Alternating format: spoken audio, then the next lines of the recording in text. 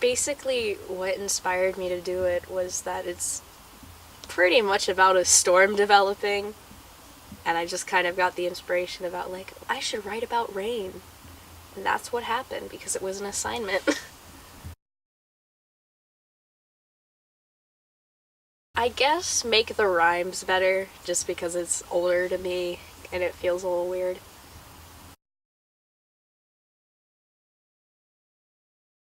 Yeah. I was very stumped and on writer's block. I just did not know what I wanted to write about.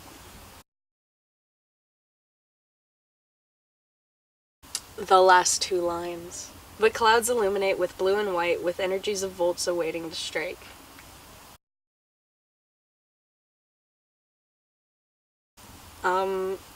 I guess that when you think about it, the title does make sense because it's water falling and then also waterfall, like, you know.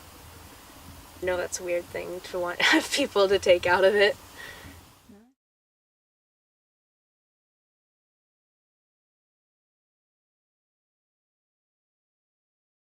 I was really inspired by the work of the artist Josie Lewis, who's an artist out of Michigan, but then I was also really inspired by contrast with this piece. Since the two pieces make up a whole series, I wanted to show how, even though they are two contrasting pieces, one being black and white and one being colorful, that they can still make a unified series.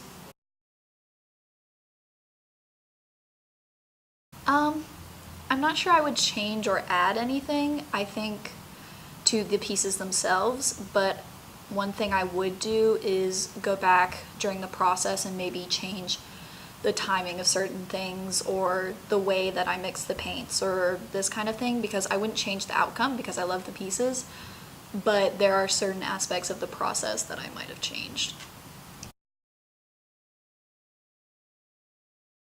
I wouldn't say there's any challenges just because I've been working with acrylic pour for the past 2 years, and so I'm pretty familiar with the medium, but it's always risky and difficult working with it just because it is so unpredictable and I don't really have an idea of what the final thing is going to look like.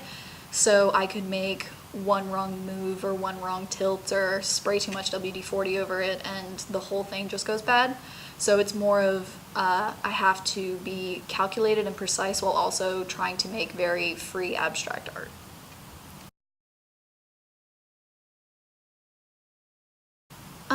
My favorite part about the piece is probably the meaning behind it, and so it's the way that someone can look into it and see all the tiny little details and tiny lines and tiny cells that are created, but they can also step back from it and just completely look at the whole thing.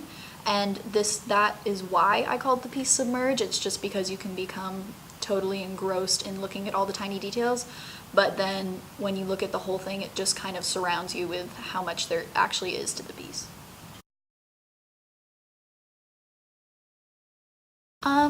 I think what I want people to take away from this piece is that art is really anything you want it to be.